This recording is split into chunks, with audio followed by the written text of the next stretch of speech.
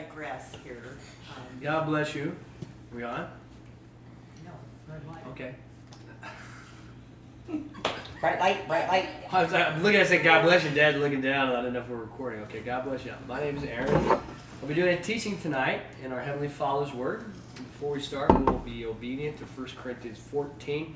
It's that forbidden chapter that nobody, you're forbidden to read, except for our Father. Yeah, I was witnessing to somebody on the day of Pentecost. He had his feelings about, he was raised with speaking in tongues, it's from the devil, and it went out with the apostles, and I said, well, you've never read the 2 forbidden chapters. What are the 2 forbidden chapters? I go, well, you're not supposed to read them. He goes, but what are they?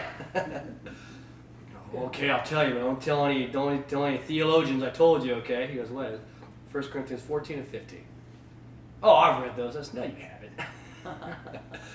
The 14th chapter, 1 Corinthians 14, explains that we have Jesus Christ inside of us. It's like having a Ferrari inside you, and it's the owner's manual. To a lot of believers, a lot of Christians, you feel like Christ is he's on oxygen. He's got in a little wheelchair. Hey, how's everybody doing? Oh, he's taking a nap again. He'll be back later. Oh, Holy Spirit, wake up. Oh, missed him. Right? That's how you feel. 1 Corinthians 14 says he's waiting on you to activate it. Tongues, interpretation, prophecy, word of knowledge, word of wisdom. 1 Corinthians 14:39 says, be zealous to prophesy and do not forbid to speak in tongues. So, Father, we thank you for these words that we're about ready to hear, and we thank you that we can hear from you directly if we humble ourselves. And even if we humble ourselves before we manifest, and your word says that he that has ears to hear, let them hear. He has eyes to see, let them see. We just thank you for a moment of silence just for all of us to meditate and go, Father, open our ears and our eyes and help us not deceive ourselves tonight so we can hear from you. So if somebody would like to manifest, please do. I am your Father, and I have gathered you together for a purpose. And that purpose is to glorify me and to read my word and to build yourselves up. I want you to be built up and be strong because, you are in the middle of a battle. Do not allow the outside influences to affect your stand on my word. Do not affect outside influences to affect your tightness, your closeness, because you are one body. Know that your head is my son, and I have placed him in that position in order to guide you. And know that I am well pleased with you. Hold together tightly. Make sure your foundation is strong. My sons and daughters, as you discover in my word and read in my word, the miraculous things have taken place from my servants and those who choose to stand out in faith. And so of these things, I look forward. I am eager to stand out and bold for even new things that have not been done, that are able to be done. So through me and through faith, you are able to do wonderful things. And so I am eager to show myself strong and to exercise within you. Do not look too far forward of your past, that you may get sidetracked from this day and the things that are surrounding you, that you may miss some of the callings that I'm having for you. For know that tomorrow will take care of itself, and that I'll be there to guide you and protect you. But of this day, relish in those things that I have given to you. Strong, because there's a war going on inside you, and you know exactly what that war is. That war, and it is coming in like a battle chariot with fiery horses, and it's raging. It's raging and raging, and don't be afraid of it. Don't be afraid of it. And I want you to rush into the battle, straight on, head on. You know exactly what you need to do.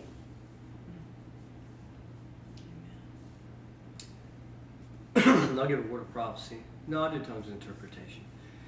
Lakundra masivite sansarshenia kulitra haiwa sanjoli kua kilin rakayon sundru boni vefeta tilin rekayon suchwa tekindro numoma. Know the truth that I am your leader and I am your Lord and Savior. I sit there with you, and I've been there with you for all these ups and downs in your life, and that I want you to lighten up a little bit and enjoy life more. You can. If you just pause and sit there and enjoy my company. I do have very high standards, but I also I would like to be your best friend in certain areas, and I'd like for you to be able to enjoy every moment with me, because you won't get these chances back. Amen. I was like, I got to hear a neat sharing about mentoring and coaching. I was at a coaching clinic, and here's a very, very successful football player, Jonathan Beasley, that K-State to a Big 12 championship with OU. He's talking about mentoring players and stuff, and I won't go over all of it, but one of the things he said, he was telling young high school coaches and little school coaches, actually I think he was talking mostly to junior leagues, excuse me. He goes, it's important for you guys to encourage the kids on their homework every day. How's your homework? What do you got? You just let them know every day that it means something. And then then he went on, and I think he was going through like a repertoire. He wasn't necessarily thinking, but he's going through something. This guy coaches, he's an offensive coordinator at a university. And he goes, and you need to explain and emphasize your freshman year is absolutely the most important year of school you'll ever have, your high school year, ever. I cannot express that enough. And then when they get to their sophomore year, this is the most important year you will ever have in all high school. It's this year, your sophomore year. Then when you get to the sophomore year, the junior year is the most important year you will ever have. This is the year. And he said, by the time you get to your senior year, you're ready for college. And it was just preparatory, but it reminded me of some of the prophecies and stuff. Living right now, not tomorrow. And here it is, just right here, living in the moment. But tonight, here's the teaching. Phinehas, the hero. So there was a bad Phinehas. This would be the good Phinehas. Phinehas, we're going to turn to Joshua 22. So it's going to be lessons in Joshua 22. And the study of a hero that I really never even knew existed. I mean, I've heard about it, but I never had anything pointed out until I was on my knees in my office today. Whenever I'm preparing for teaching, it's like Yahweh doesn't even communicate to me unless I'm on my hands and my knees. I don't know why. I can't be sitting at my computer. It's probably because I'm like, squirrel, look at this, look at this.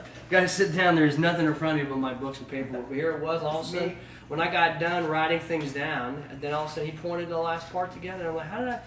Like, wow. And one day we're going to get to meet this guy. Joshua 22.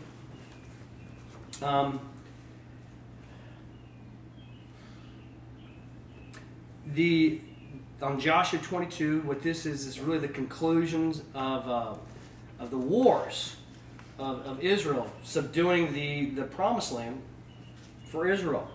And at the conclusion of the wars, we're going to find out the three of the tribes that they said they wanted land east of the Jordan, and the terms were, we will go with you to fight and subdue all your land, but we want this land. And they said, okay, after we've actually subdued all the land for everybody else, you can go back.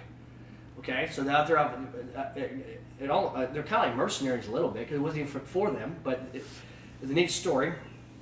So at the conclusion of this campaign, that was the word I was looking for, these other three tribes are going to go home. This is after a great victory, huge war. Maybe you think of it. Think about World War II. Think about some big things. And finally, hey, they surrendered.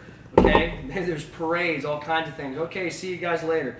If somebody would read verse 4 through 10, it'd be good to have adults read. Now, therefore, that Yahweh, your is that Elohim? Elohim. Now, therefore, that Yahweh, your Elohim, hath given rest unto your brethren, according as he has spake unto them. Now, therefore, turn ye and get you to your houses, to your homes, within the land of your possession, which Moses, the servant of Yahweh, gave unto you over the Jordan. Only take ye diligent heed to do the commandment and the law which Moses, the servant of Yahweh, commanded you, to love Yahweh your Elohim, and to walk in all his ways, and to keep his commandments, and to cleave unto him, and to serve him with all your heart and with all your soul. Is that it? To 10. Oh. So Joshua blessed them and sent them away, and they took their journey unto their homes. Now, unto the 1/2 tribe of Manasseh had Moses given a possession in Bashan. Well, we can stop there. We don't have to keep reading.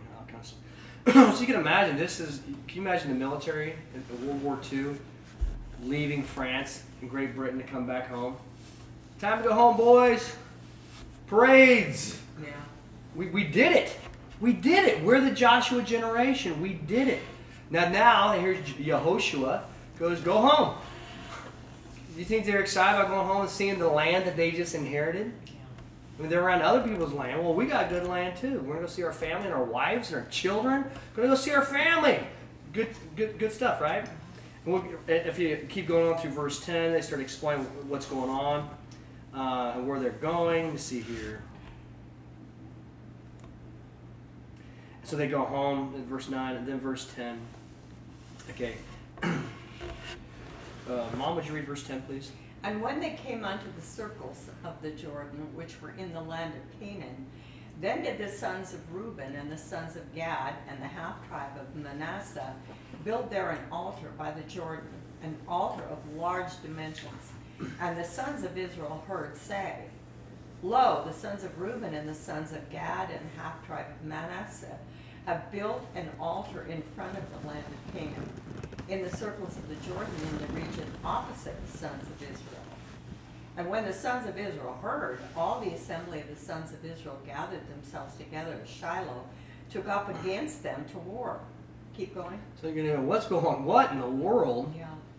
Can you imagine after World War II us going back and sending all our military back to Great Britain and surrounding their island with all our navy and stuff after a war? Does anybody want to go to war right now? And what did they do? No, but what did they do that's so offensive? They built an altar. What's going on here? Okay. Go ahead, Mom. Where? Verse 13. We're going to go through 20. And the sons of Israel sent unto the sons of Reuben and unto the sons of Gad and unto the half-tribe of Manasseh within the land of Gilead, Phinehas, son of Eleazar the priest, and 10 princes with him, one prince of an ancestral home for each of the tribes of Israel, they being severally heads of their ancestral houses among the thousands of Israel. So they came in unto the sons of Reuben and unto the sons of Gad and unto the half-tribe of Manasseh within the land of Gilead, and spake with them, saying, Thus say all the assembly of Yahweh, what is this act of treachery which ye have committed against the Elohim of Israel, that ye should turn back today from following Yahweh, in that ye have builded you an altar, that ye might rebel today against Yahweh?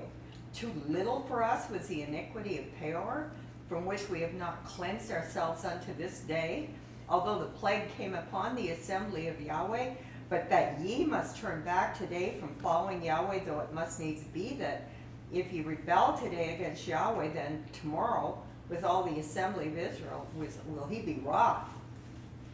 Howbeit, if unclean be the land of your possession, do ye on your part come over into the land of the possession of Yahweh, where abideth the habitation of Yahweh, and take your possession in our midst?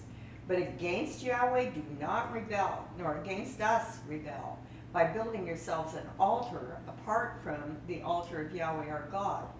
Did not Achan, son of Zerah, commit an act of treachery with a devoted thing? And upon all the assembly of Israel came wrath, so that not he, one man alone, died in his iniquity. You can imagine now that your comrades, your best friends in warfare possibly, are pointing guns right at you. You go, what in the world's going on here? And obviously you're gonna have your swords drawn too. This is gonna be a very tense moment, and nobody wants to be at war right now. What did they do? They built an altar, and this was an act of treason, a war. You can imagine this thing is tense. And what's going on? We're going to turn to Numbers. You keep your finger here. It's page 255, or you can remember it. Turn to Numbers chapter 25. It's page 185 in the Rotherham.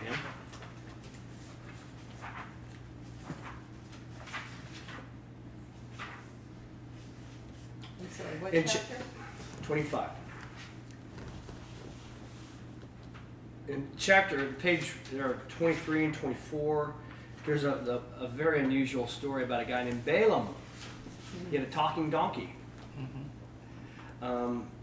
Thanks to Isaiah's teaching, I know there's an eagle that talks also in the book of Revelation. So there's an eagle. Holy, holy, holy. Yeah. Yeah, so that's neat. But anyways, here's Balaam. He's a prophet of Yahweh, and during this chapter, he turns against Yahweh. but he gets hired by a wicked man named Balak. And this is where Baal Peor. So we read Peor in Joshua 22. And this is a reference to an occurrence that happened with Moses here in Baal Peor. Before Numbers 25, Balak is trying to, he can't win war against Israel. He can't defeat Moses and Yahweh. So he hires Balaam to do curses, and the curses aren't going to work because Balaam keeps saying blessings. He goes, I can't control what comes out of my mouth.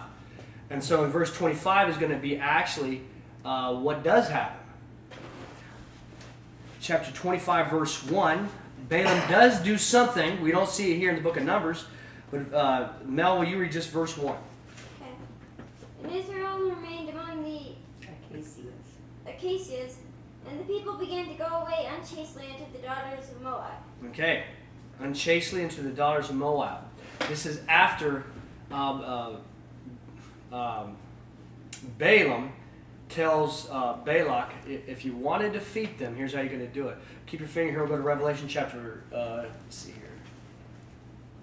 Revelation 2:14 is page 255. What exactly happened here? You got to go to. Let's see, 2 verse 4.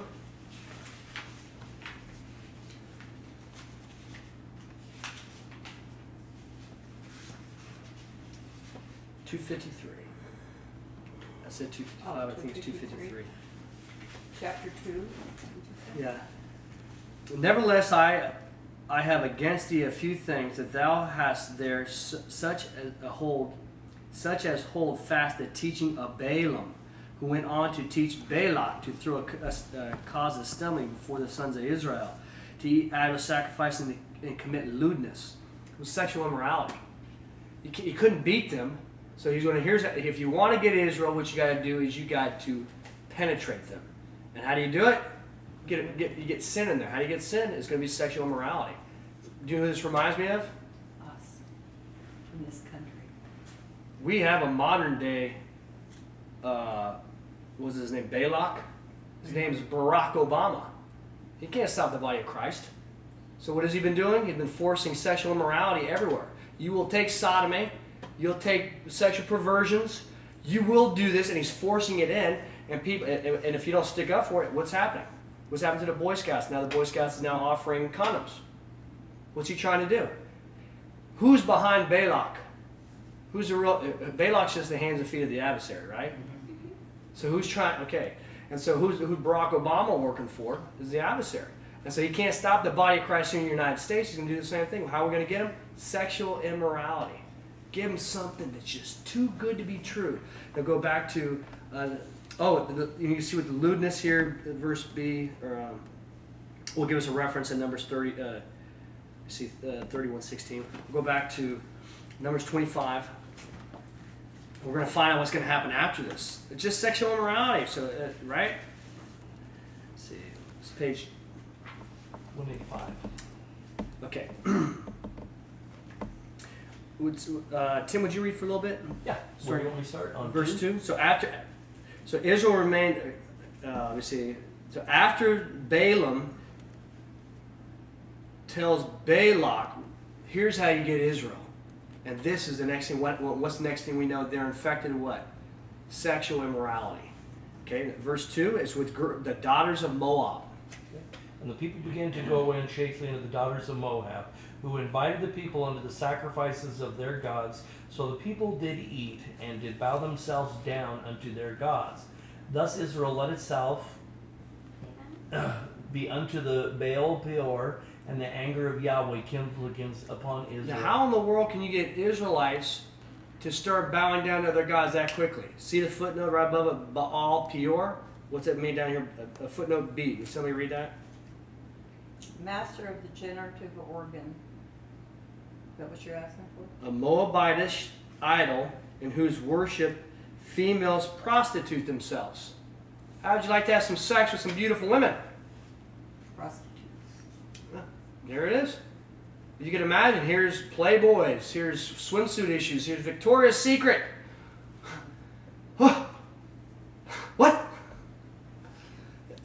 of the flesh, and every sin is outside the body except for what? Sexual immorality. And that's what Yahweh says, therefore, flee it. Get the heck out. So it just starts off right here, kind of innocently. And let's see here. So sexual immorality. So you got female prostitutes. Verse 4. So, and Yahweh's anger was kindled against Israel. If you restart verse 4, please. Okay. And Yahweh said unto Moses, take all the heads of the people and crucify them unto Yahweh in the face of the sun, that the heat of the anger of Yahweh may turn away from Israel. And Moses said unto the judges of Israel, slay ye each one of his men who have let themselves be bound unto Baal Peor. And lo, a man of the sons of Israel coming in and brought near unto his brethren a Midianite woman before the eyes of Moses and before the eyes of all the assembly of the sons of Israel, when they were weeping at the entrance of the tent of the meeting. And Phinehas, son of Eleazar, son of Aaron, the priest, saw it. So he rose up out of the midst of the assembly and took a spear in his hand and went in after the man of Israel into the pleasure tent and thrust both of them through, the man of Israel and the woman, in their parts of shame. So the plague was restrained from against the sons of Israel. Then was it found that they who had died by the plague were 24,000. So how did Balak wipe out 24,000 people? Sexual immorality. Boom. Now all of a sudden they're turned on themselves. And the neat word up here in verse 4 says it's crucified. Have you ever read crucified in the Old Covenant in the Hebrew text? I haven't. Not normally in there. It's a special word here if you get to look it up. And so they're hung up on a tree like as an example. Here's Moses. And it wasn't Moses that kills this woman, a son of Midian. And remember, Moses, who was Moses' father-in-law besides that? Midianite. Jethro, a Midianite priest. Okay, kind of think of some of the stuff. They went into a pleasure tent right in the middle of a tent of meetings. Yeah. Right in front of everything. Oh, you're talking about an insult. Well, look what's happening today. They call it transgender. It's called transvestite. Got transvestites. What is this stuff? What happens in Vegas stays in Vegas? No, it doesn't. Yeah. All this rest of this garbage we see everywhere, and the idea is there's a war going on, and 24,000 people died just like that, and that was only after who intervened?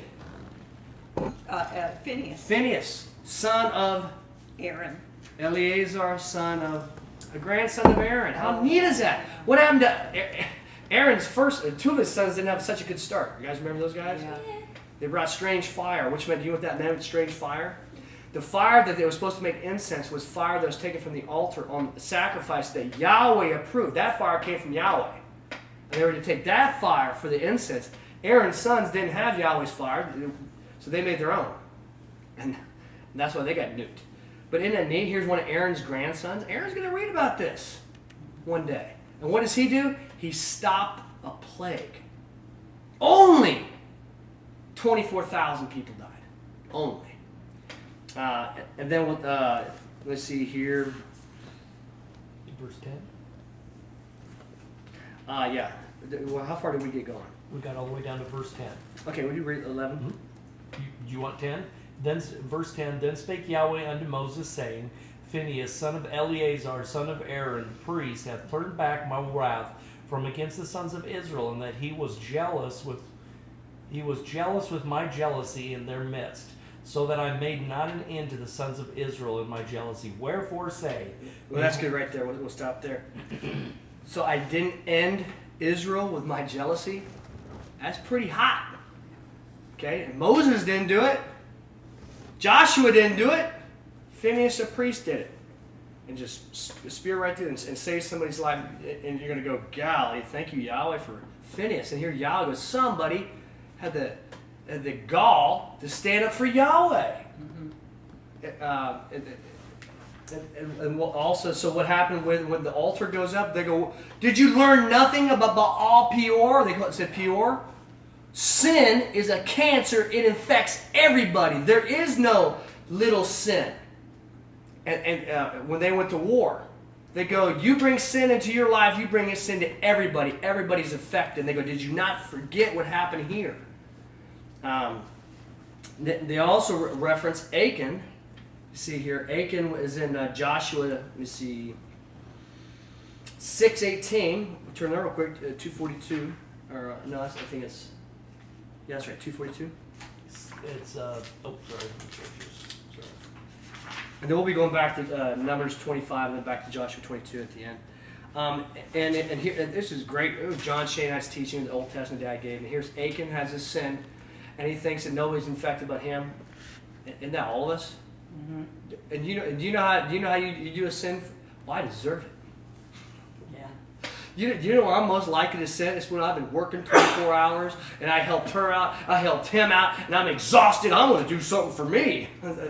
That's when my flesh is actually the strongest, and that's what Achan did. And you know what? Is everybody here pretty familiar with Achan? Yeah. I'll speed up. And Joshua 6 verse 18.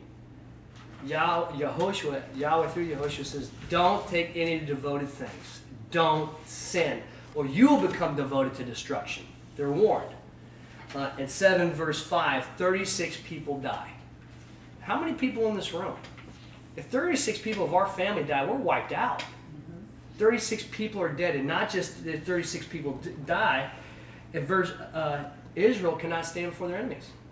They're on the other side of the Jordan. They're going to get wiped out. Why? One guy's sin. And what John Shanahan also said in his teaching, and it wasn't just that one man's sin, he buried him in his tent, and his family was in on it too. They could have blown the whistle on him.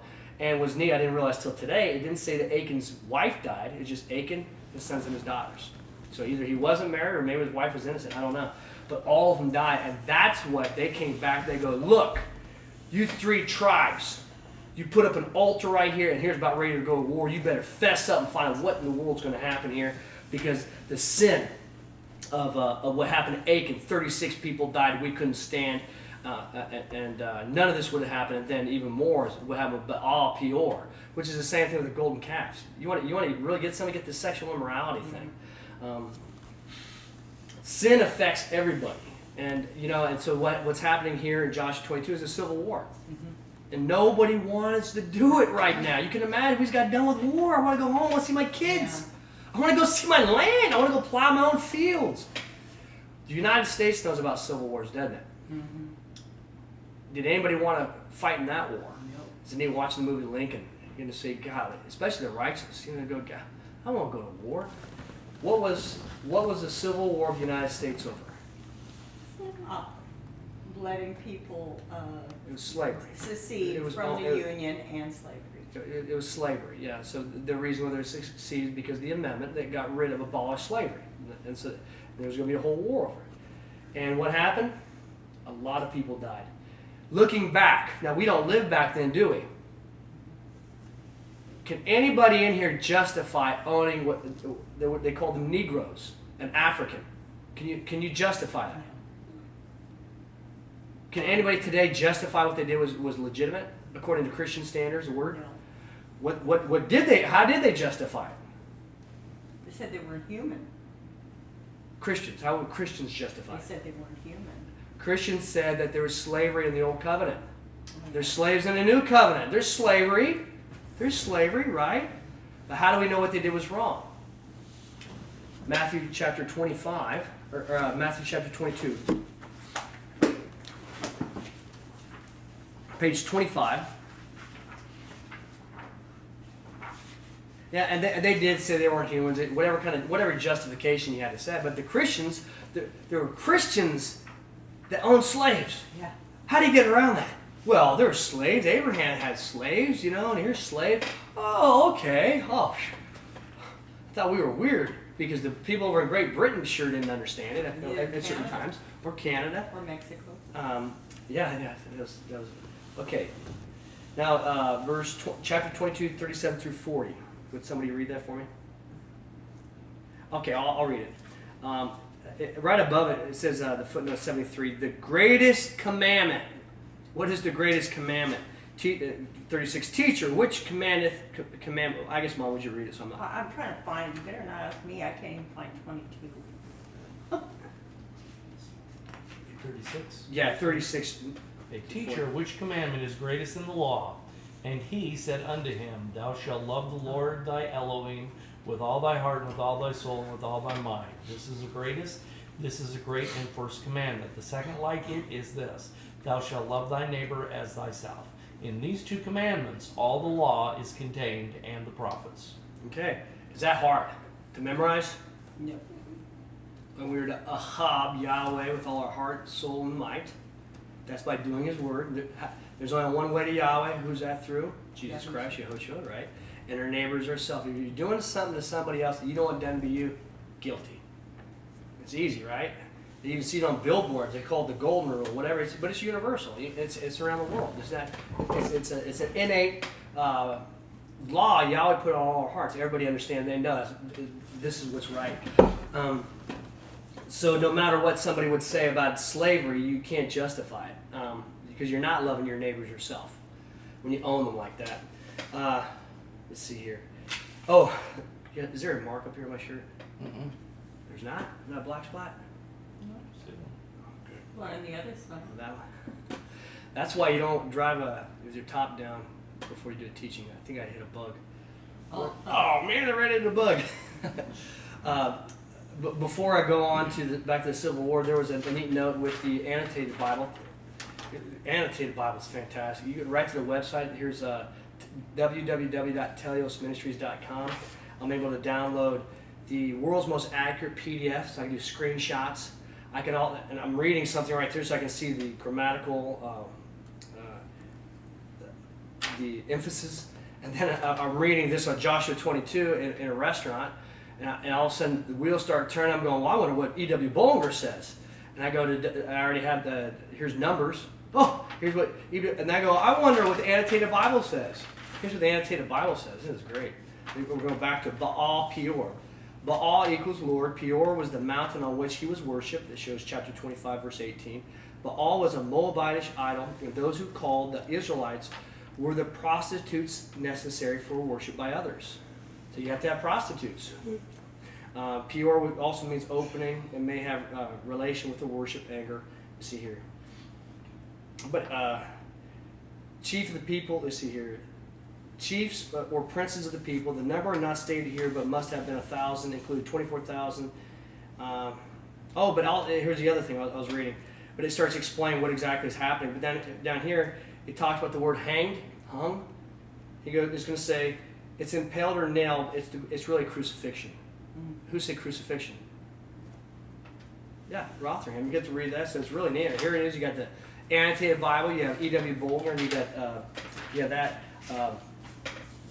the Rotherham. Now, I'm going to go over to justifying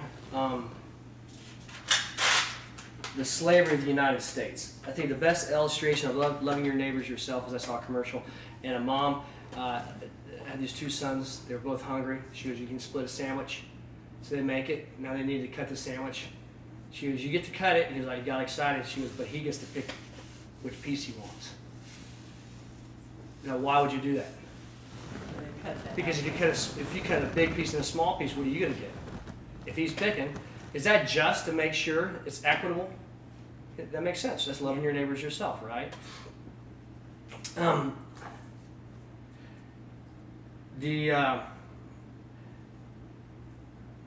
was going to talk about here is justifications of sin. How can you justify owning sin? Here's a letter from December 18th, 1816 here in the United States. And I got this. It was written by Lauren Schwenwinger. And if you guys want to know it, it's a really interesting letter. It's a letter, and it's actually showing court cases in the United States. And it's going to be talking about here's a woman talking about a property settlement. She was married to somebody in 1795, so it's pretty interesting. And they were married in the land, or the island of Hispaniola. Mm-hmm. What island is that? What island is that? Hispaniola is... Dominican Republic. Yeah. Okay, I thought it was Cuba. Okay. But so here's something here. Now, tell me if this sounds justifiable. The memorial of Harriet Laspierre of the county of New Hanover humbly complaining, so she's writing to the state of North Carolina in 1918. She humbly complaining showeth unto your honorable body that your memorialist, that's Harriet, was married to a certain Bernard Laspere, it's Laspeyre, late of the island Hispaniola in the year 1795. That her friends, more prudent than herself, caused to be secured to her the much greater part of her little property by marriage settlement. This is about a settlement of a divorce. Now, I want to skip down to the things that are kind of important about this divorce and what the complaint is going to the court. And so I'm going to skip to like the third paragraph. He would urge in the most pressuring manner, so she's justifying something about her, obviously her ex-husband, for her consent to sell the Negroes secured to her by said settlement. This is property settlement. What's the complaint about? What's the property? Human. Negroes. So he would urge the most pressuring manner for her consent to sell the Negroes secured to her by settlement. But they would refuse, and they're fighting back and forth about these things. And then we'll go back down here towards the bottom. Actually, this whole paper is showing, the intention of this paper is showing how bad women had it. I'm going to say women had it horrible, and they really did compared to men. But I'm just going to read some stuff to you, and you guys tell me if anybody else had it worse than the women. Down here, your memorialist was at length stripped of her rights, women's rights. She was stripped of her rights that every woman claims, that is so tenacious of the direction and superintendence of her household affairs, devised of her keys, she deprived of the authority of her mistress, her Negroes, forbidden to obey her orders. So here's her woman's rights are being stripped of her because her Negroes were not obeying her. Because she believes her ex-husband told them not to obey her. So she's stripped of her rights, they're not obeying her. So what's the real problem about this? Under penalty of severe punishment, he's threatening her Negroes. Expose contumely and want, and every act made to render her an objection of detestation to her own children. She's being humiliated. The profits arising from the labor of her slaves, the money her slaves produce, which ought to have been appropriated to support and educate her 6 children. Child support. The slaves that they had a settlement were for her child support. 1918. They got a divorce. In order for her to get child support, I get the Negroes. And the Negroes aren't obeying her, and she's being stripped of her womanly rights. And this is a complaint to North Carolina. And you keep reading on it, and there's all these other court cases. Actually, the court cases is it's going to show divorce, alimony, and slavery. And they're going to look how bad the women had it. Are you kidding me? What about these slaves? What about these Negroes? Here's all the rest of the stuff. I'll just read some of the stuff that I highlighted. It's actually 31 pages. It's going to talk about, here's, by virtue of their marriage settlement, he argued their slaves were to remain under her sole control, to buy, sell, and possess property. He's talking about their rights. These people belong to me. What would be her justification of slavery? The kids. I have 6 kids. What about the kids and their education? Right? When she goes before Jesus Christ, how's that going to fly? No. Well, I had to have kids. What about the Negroes' kids? How are they taken care of? Well, are you loving your neighbors yourself? And so what happened is you keep reading on down here. It's going to talk later on about divorce, alimony, slavery. And a lot of the slaves were used as alimony, and it will be child support today. Here's his other stuff. Tell me how ridiculous does this sound today. Married women were stripped of their cherished rights to govern their slaves. Why would it be important to be able to govern your slaves? It's money. If it's not literal money, they're doing your chores. You don't need money if you have slaves, right?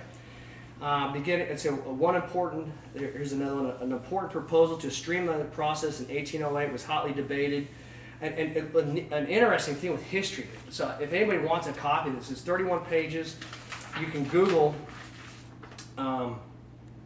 It's called "To the Honorable: Divorce, Alimony, Slavery, and the Law in Antebellum Court or Antebellum, North Carolina." there were so many divorces happening here in the New World that the courts were getting very irritated, they're being very irritated. They want to start streamlining things. It kind of sounds like what happens today. Yeah. Nothing's Things running. streamlined. If you're a white male, you're bad. Everybody knows white men are bad. You're a single mom, you're good, or whatever. It's going to be whatever. You enslave somebody. Here's the whole thing.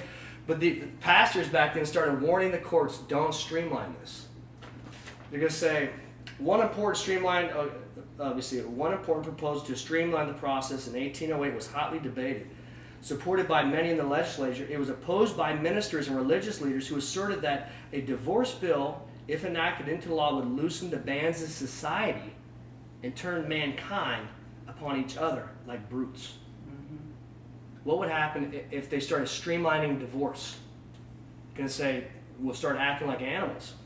Here's what the legislators that came back and it said the 1914 law did 1814 law did little to lessen the spent time for the assembly discussing marital problems. And many legislators continued to complain that the extended discussion of divorce petitions took time away from important issues.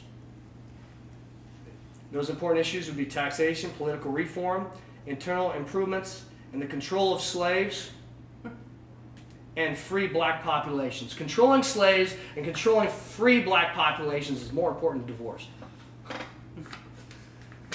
Love your neighbors yourself. They deceive themselves.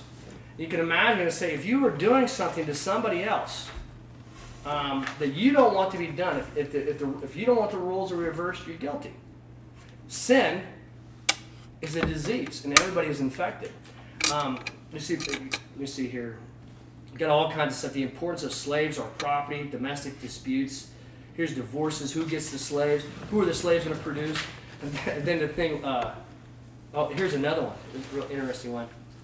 And it also said, here's God-fearing men, churchgoers. And the only way you could justifiably divorce your husband, can you imagine being a woman back then trying to divorce your husband? You couldn't. Actually, you could.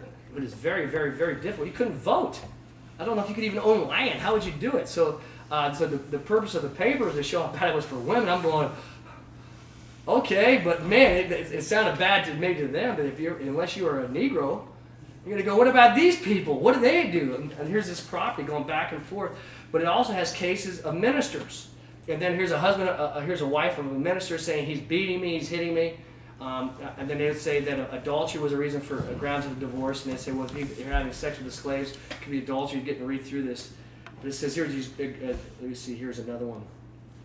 A number of women who told these assaults recounted incidents similar to one described in 1814 by Love Brady of the Gates County, a young girl who married at age 13 with a dowry of 4 slaves. Those belong to me. Now you're going to fight over these 4 slaves. You know, it sounds fine to you, doesn't it? But all of us are going to go before a judge. And things are going to pass before the fire. And the thing is, this was the illustration was 1816. Her name is Harriet Las Peyre. Fighting over property. Why? Well, at least in this case, it sounds justifiable. All of us can justify our sin. It was for the kids. It was child support, and in her own friends, it was a woman's right. You know, women's rights, abortions today, right? Mm-hmm. It sounds a lot like about Balak. What happened 49 years after 1816? In 1861, the United States went to war.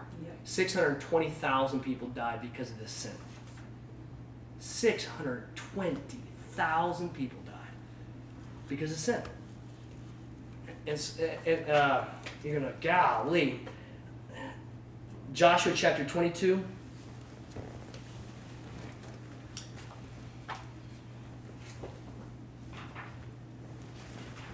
But it's just an easy way that you say, whether if somebody gets a legal settlement or something like that, would you reverse roles? Yes, I would. Okay, let's talk to the other party, because I bet you there'd be a lot of slave owners. Oh, I'd reverse roles. Oh, let's bring them in here real quick. Let's get a witness. Hey, Kunta Kinte, come in here. They like to call me Toby, sir. Whatever, come on in. She said she reversed roles with you. Let's get some witnesses in here. It sounds really good. It says that in Proverbs. If you say one side of a story sounds real good to get both sides. If somebody has something that does not look, there's a lot of disputes. Believers, one of the problems with this is the churches go, you can't expedite divorce. What's the problem with that, guys? Why is it, who's supposed to be doing divorce? The pastors. The church. The church wasn't doing divorces here. It sure didn't appear like it. It says, dare you go to the unbeliever? Is that 1 Corinthians 6 and 7?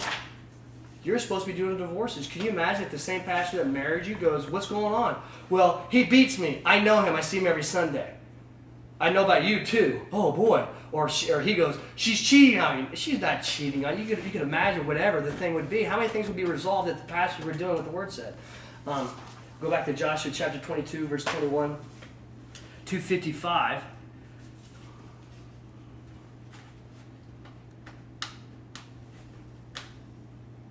Actually, that wasn't easy to find, but I found it. There's a lot of cases.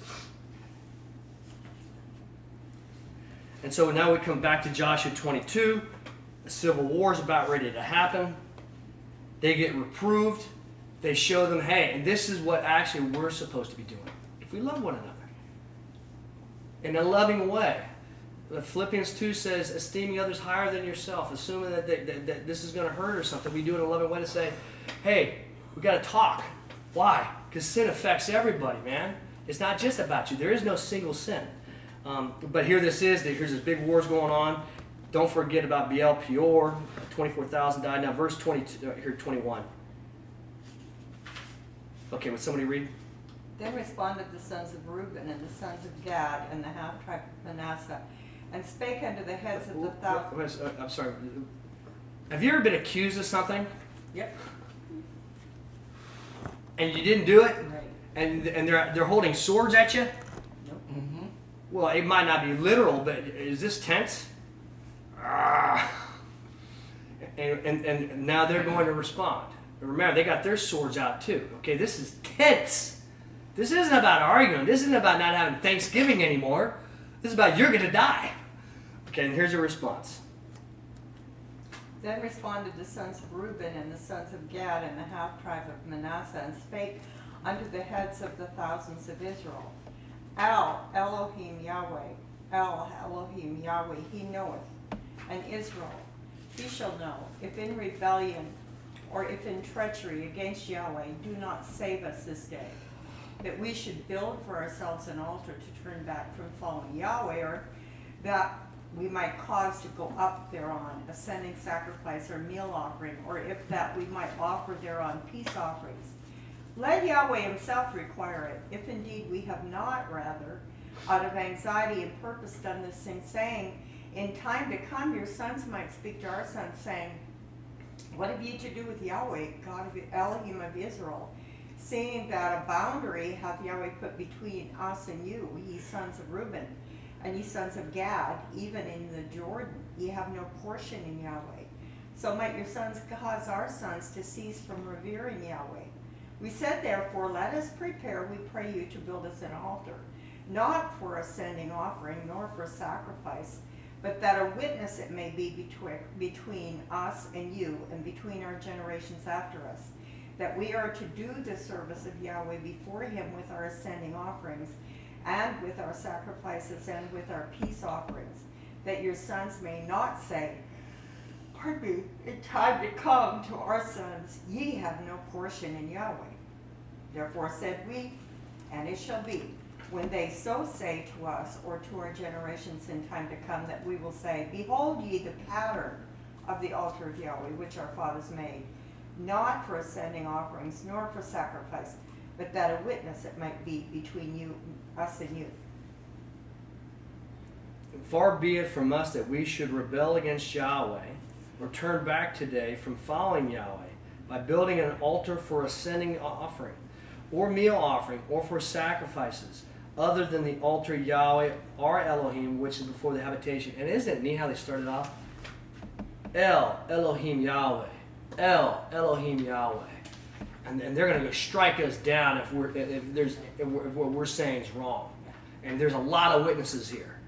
And here the other tribe's going to go, as far as they know, Baal Peor is getting ready to happen again, and something even worse. We can't hold on to this. So this is real serious. All my family might die because of your sin.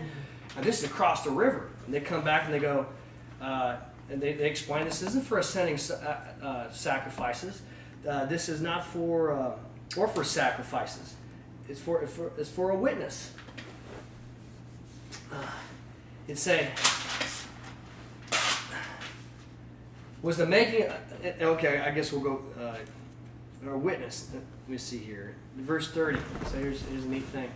So this whole war is about ready to happen, a civil war. It's getting neutralized. And we're going to see a familiar name here in the next couple of verses. And when Phinehas, remember him? Mm-hmm. Back with Moses in Numbers 25. And when Phinehas the priest and the princes of the assembly, but is it the same Phinehas? That's the question. Princes of the assembly, even the heads of the thousands of Israel who were with him, heard the words which the sons of Reuben and the sons of Gad and the sons of Manasseh spake. Then was it well pleasing in their eyes. And Phinehas, son of Eleazar the priest. Who did this? Phinehas. He had stopped one plague before. And 24,000 people died. He was stopping another plague. And this is not how you make friends and influence people. This is going to war. And let's see here.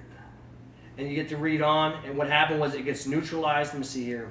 Where did I stop? Today we, would you read that? Today we know that in our midst is Yahweh, and that in that ye have not committed against Yahweh this act of treachery. Now have ye rescued the sons of Israel out of the hand of Yahweh. So Phinehas, son of Eleazar the priest, and the princes returned from the sons of Reuben and from the sons of Gad out of the land of Gilead unto the land of Canaan, unto the sons of Israel, and brought them back word. And the thing was well pleasing in the eyes of the sons of Israel. And the sons of Israel blessed Elohim and spake not of going up against them to war, to lay waste the land, wherein the sons of Reuben and the sons of Gad dwelt. So the sons of Reuben and the sons of Gad named the altar a witness. A witness it is between us that Yahweh is Elohim. Yeah, Yahweh is Elohim. Did they go to war? No, thank you. Did they appear to be guilty? Yeah, it looks like it. Until you find out why they were what they were. Well, I mean, after you read it, the making of the altar was it malicious? No. Does this appear to be a misunderstanding? Man, we weren't going to do a sinning sacrifice. Strike me down, whatever this one looks like. And so the next question is, so why did Yahweh record it? So that we could learn from it. In my opinion, this was a huge warning. A warning to everybody going, look, this is how serious this whole thing is. Slavery in the United States, 620,000 people died. The believers who didn't do anything to stop slavery before then are going to get to watch all this and watch their grandchildren possibly die in a horrible, bloody battle. You know, one day we're going to get to look over all this, but I believe that this, why would Yahweh even record it? It looks like, it was just, hey, a misunderstanding. No, it was a warning. And that's why Yahweh recorded it. Now we're going to go back to Numbers chapter 25. Who is this Phinehas? Which is neat because all I ever really remember about Aaron was his two sons that got smoked. Yeah. And then Yahweh said, don't even mourn over them. I can't even cry. Oh man, how bad were those guys? But he had a grandson that Aaron's going to get to hear about. And when somebody read chapter 25, verse 12 of Numbers, I lost my spot. Wherefore say, behold me, giving unto him my covenant of peace. So shall it prove to be unto him and unto his seed after him the covenant of our age-abiding priesthood. Because he was jealous for his Elohim and did put a propitiatory covering over the sons of Israel. Yahweh makes a covenant with Phinehas. How cool is that? Yeah. Wherefore saith, behold me, giving unto him my covenant of peace. So shall I prove to be unto him and unto his seed after him the covenant of our age-abiding priesthood. Because he was jealous for his Elohim, and he did put a propitiatory covering over the sons of Israel. He put a covering over Israel. After I can imagine a lot of people at the time going to go, he's a jerk.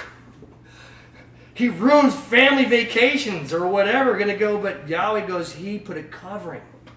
And then later on, when he does it again, it'll go, dude, calm down, man. Put the guns away. Relax. And everybody goes home, but Yahweh recorded it. Yeah. It was a warning. It was going to go, Good point. take sin very serious. Phinehas was a hero. And then Yahweh gives him a whole covenant with it. How cool is that?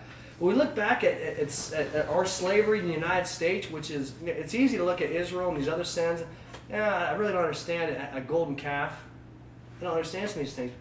But when we look at slavery, well, that gets a little closer to home when you're owning a black person. And then the justification for child support. And today you got to go, well, I need the money. You're going to say, well, was child support justifiable if it's through slavery? And you go, and then you go right to that case. Go, is this just? Well, no, it's not. Well, if it's enslaving somebody else financially, is it justifiable? Yeah. Would you reverse? Oh, I would. Okay, then let's bring the person over here. Let's have a fellowship, get some witnesses. And if she says she would reverse it with you, then you're out the hook, Bob. I'm a witness. Yeah. But if they're not going to have this meeting, then we got to talk about you. This is a cancer. It's getting you. It can affect everybody. But okay, we'll wrap up there. We thank you, Father, for this. For tonight, we thank you for your word, and we thank you for helping all of us stretch out into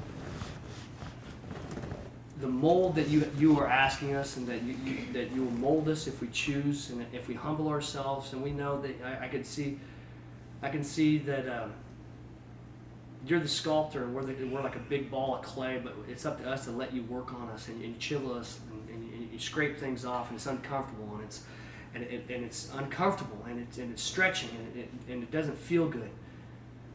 But whenever we doubt you, Yahweh, and Jesus Christ, let us just remember Romans 8:31 and 32. He did not spare his only son, but delivered him up for us. How shall he not with him all things upon us in favor bestow? Let us remember your resume. And when you're asking us to get rid of some garbage and stuff like that, all of us know, and all of us fall short of the glory. All of us are a work in progress. None of us are complete in Christ. None of us look like Jesus Christ yet. But let us look each one at each other and look at ourselves to say, we got a lot of work to do, but it's worth it, because look what Christ did. Look what Yahweh did with his son. He didn't spare his only son for us so that we could be with him. And sin is walking in darkness, a separation from you. So we just thank you for helping us get our eyes on you. What about you, like Phinehas did, so that we can throw propitiatory coverings over the ones we do love. My sons and daughters know that my future for you is better than anything you could ever imagine. I do ask you to do some hard stuff, but I reward like no other. Who rewarded Joseph? Who could make it worth Joseph's while? Who could do it? Me. I could. Who could make it worth David's while to be on the run for 14 or 17 years? Me. I use people and I put things in print to encourage you. My blessings are bigger than anything you could ever imagine. I do ask you to do some hard stuff, because I want you to earn some stuff. I want you to be tough. I want you to suck it up. I want you to lead. I want you to think about me, and knowing that when you think about me and you do what I ask you to do, you're actually helping all those people that are around you. It's not supposed to be easy, but it is supposed to be worth it, and I guarantee it will be if you follow me.